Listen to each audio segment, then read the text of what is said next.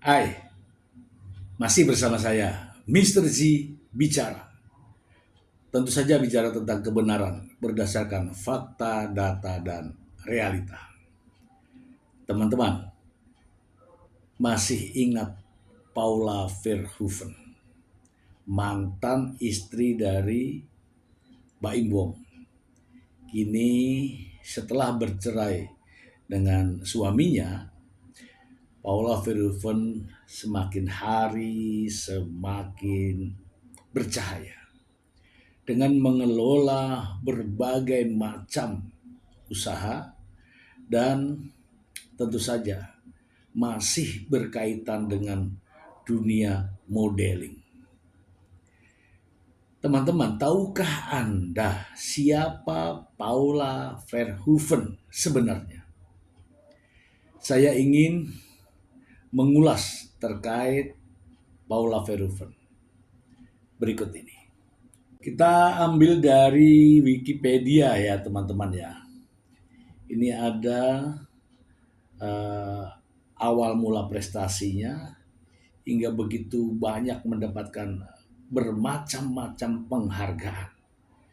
Kita mulai saja langsung dari Paula Verhoeven lahir pada 18 September 1987.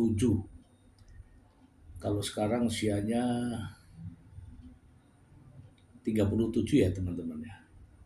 Oke. Adalah seorang model dan pemeran Indonesia. Ia memulai karirnya dari modeling dengan menjadi finalis pada pemilihan Gadis Sampul pada tahun 2001. Paula juga menjuarai kompetisi modeling lainnya seperti menduduki posisi juara pertama dalam ajang Elite Modelog pada tahun 2003 serta mendapat gelar Wakil 2 None Jakarta Barat dan Harapan 2 di kompetisi Abang None Jakarta tahun 2006. Pada tanggal 21 Juli 2018, Paula bertunangan dengan Baim Wong dan menikah pada 22 November 2018. Mereka dikaruniai 2 orang anak yaitu Kiano Tiger Wong dan pada tanggal 27 Desember 2019. Dan Kenzo El Drago Wong pada 9 Oktober 2021. Setelah melewati sejumlah proses hukum dan sidang di pengadilan, rumah tangga Baim Wong dan Paula Verhoeven akhirnya berakhir secara resmi. Putusan cerai keduanya diketuk oleh Majelis Hakim Pengadilan Agama Jakarta Selatan pada 16 April 2025. Pendidikan dari Paula Verhoeven. SMP PL Domenico Savio, Semarang. SMA Negeri 3 Semarang. Oh ini SMA 3 Semarang, SMA-nya anak saya. Institut Komunikasi dan Bisnis LSPR S1 Ilmu Komunikasi, lulus. Film Supernova, Kesatria Putri dan Bintang Jatuh. Ini Lembayung 2014-2024 Lembayung. Kemudian serial TV ada Bukan Cinta Aku. Kemudian video klip musik Ku Hidup Karena Cintamu. Acara televisi ada Fashion Beauty Trans 7, Bapau Trans 7, Rumah Seleb MNC TV 2020-2021, Ibu Pintar Trans TV 2020, Keluarga Bosku Trans TV, Bapau Asli Indonesia RCTI 2020 sampai 2022. Indonesia Giveaway Trans 7 2020-2021, Rumah Teka-teki GTV 2021, Cek Order Dadakan RCTI 2022, Bus Jutawan RCTI 2023, penghargaan dan nominasi. Piala Maya 2015, aktris pendatang baru terpilih. Silet Award 2020, Mom and Kid Award 2020, Silet Award 2021. Banyak ya. Oke, itulah Paula Verhoeven ya. Ada profil-profilnya banyak ya, teman-teman mungkin bisa dilihat ya. Dia adalah seorang Blasteran ya, Blasteran ya, betul ya. Ibunya Jawa, bapaknya Belanda, Holland ya. Itu kemudian saat ini Paula Verhoeven sedang menuntut hak-haknya sebagai seorang ibu, sebagai seorang wanita setelah bercerai dengan Baim Wong dan merasa ya direndahkan dengan disebut sebagai istri durhaka, selingkuh terbukti, padahal dia tidak melakukan itu. Kemudian melakukan laporan ya, termasuk ke komisi yudisial. Kemudian ada Badan Pengawas Hakim ya, MA ya. Kemudian ada Komnas Perempuan. Kemudian ada di Komisi Penyiaran ya. Ini terkait dengan apa yang sudah disebarkan oleh oknum-oknum tertentu terkait dengan putusan. Sementara putusan tersebut belum ingkrah. Teman-teman, Paula Verhoeven digugat cerai pada tanggal 8 Oktober ya 2024, kemudian diputus cerai pada 16 Mei 2025 ya. 16 Mei Pak, 16 April ya, 16 April 2025. Kemudian hak asuh anak ini yang unik adalah hak asuh anak, walaupun mereka bercerai tapi hak asuh anak diasuh bergantian ya. Namun demikian ya, terkait dengan perceraian ini tidak menuntut ya, tidak membicarakan terkait dengan harta gono ini ya, mungkin akan dibagi belakangan ya, entah kapan kita tidak tahu, yang jelas akan dibagi karena itu harta gono gini. Nah banyak para netizen yang bertanya-tanya kenapa harta gono gini tidak sekalian dibicarakan dalam proses persidangan. Begini teman-teman, penggugat yaitu Baim Wong bisa saja seharusnya mencantumkan itu. Namun mungkin saran dari pengacara, mungkin kita melihat ya bahwa mati-matian ini caranya untuk menggugat cerai dengan Paula Verhoeven ya. Seperti kita lihat bahwa bukti saja yang diajukan ke persidangan sampai 80 sekian ya kan, saksi sekian dan sebagainya.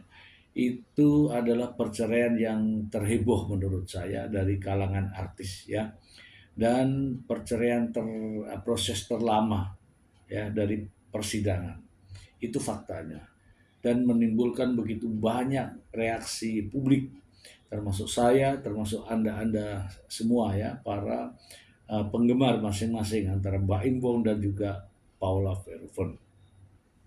Namun demikian teman-teman ya, Paula Verhoeven adalah seorang wanita, seorang ibu, dan seorang istri gitu ya. Namun terlihat di sini tidak ada perlindungan secara privasi ya dari pihak suaminya ya. Semua hal terkait dengan keburukan-keburukan yang seharusnya tidak perlu diungkapkan akhirnya semua terungkap. Ya termasuk rekaman-rekaman yang direkam sendiri oleh suaminya, yang ada juga yang dijadikan sebagai bukti, namun ada juga yang beredar di berbagai media sosial. Ada niat-niat tertentu yang dilakukan oleh Baim Bong sehingga melakukan perekaman. Untuk apa ya? Inilah fakta yang beredar, banyak rekaman-rekaman yang beredar terkait dengan ya menyudutkan Paula Verhoeven. Perceraian ini diawali dengan adanya tudingan perselingkuhan antara Paula Verhoeven dengan seseorang pria yang bernama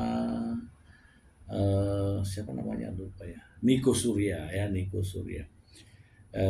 Nico Surya sendiri adalah sahabat baik Baim Bong.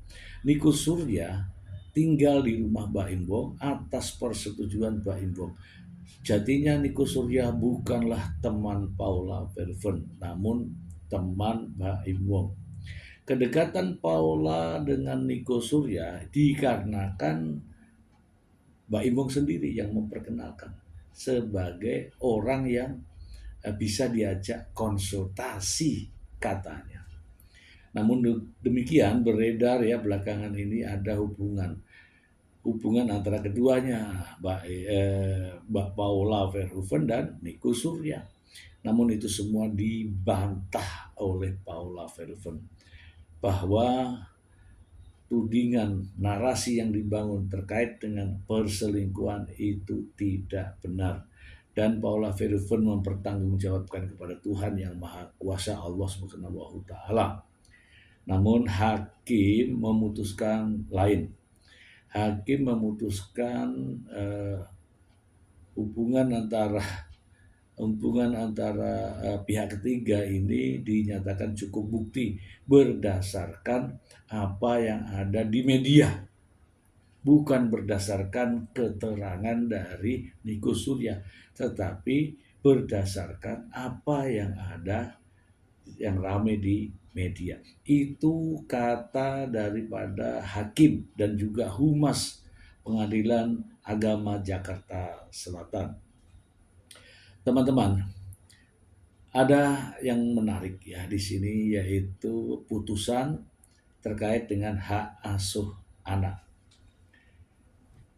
Sangat kontra ya dengan ketika putusannya mengatakan bahwa terbukti adanya pihak ketiga, namun di sisi lain ada pemberian hak asuh anak diberikan kepada keduanya dengan cara bergantian ya, 2 minggu di sini 2 minggu di sana. Kalau memang cukup bukti ya Paula Verhoeven tidak berhak. Tetapi aneh kan, jadi ada putusan yang ngambang alias bimbang, yang penting adil katanya. Namun aturan ya dari kompilasi hukum Islam mengatakan bahwa apabila anak masih berusia di bawah 12 tahun, maka hak asuh anak diberikan kepada ibunya. Namun supaya tidak, ya inilah putusan yang menurut saya menilai bahwa putusan ini ngambang. Artinya yang penting aman. Adil? Tidak. Apakah ini adil? Tidak. Kenapa? Ya karena tidak sesuai dengan aturannya. Dan proses perceraian itu juga dilakukan banding ya dari Pengadilan Agama Jakarta Selatan. Kemudian Paula Verhoeven menyatakan banding dan mendaftarkan di Pengadilan Tinggi Agama Jakarta.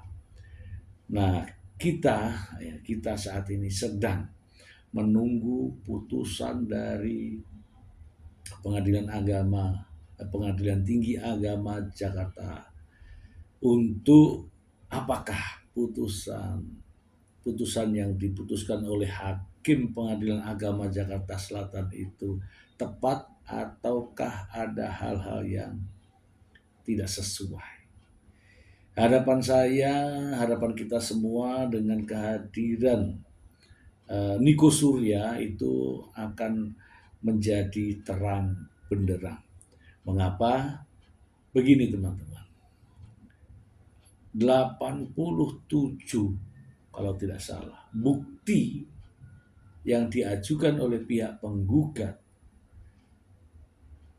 membawa bukti ke persidangan justru bukan menambah terang persoalan ini seperti cahaya, namun justru menimbulkan pertanyaan. Bagaimana bisa di satu sisi tidak mengatakan, ya, tidak pernah mengatakan bahwa dirinya selingkuh atau didukung oleh bukti apapun, namun di sisi lain terus menjas bahwa adanya pihak ketiga dan hakim mengambil kesimpulan itu. Sementara Paula Verhoeven menyatakan saya tidak pernah berselingkuh. Dan juga pihak ketiga Niko Surya tidak pernah, jangankan ucapannya, pernyataannya di berbagai media pun tidak ada. Namun nyatanya hakim mengambil kesimpulan bahwa adanya pihak ketiga. Entah apa yang terjadi sebenarnya, namun sidang yang kontroversial ini menimbulkan begitu banyak perhatian. Dan saya melihat Paula Verhoeven sudah menerima dirinya bercerai dengan Pak Imbo. Namun Paula Verhoeven tidak menerima jika selama berumah tangga dengan Pak Imbo dikatakan sebagai istri yang durhaka. Demikian teman-teman, ini untuk mengulas kembali apa yang terjadi terhadap diri Paula Verhoeven. Dan saya pribadi tidak kenal siapa Paula Verhoeven, Mbak Imbo, namun demikian saya memberikan support kepada Paula Verhoeven. Bagaimana dengan Anda? Semoga berkenan. Terima kasih. Bye.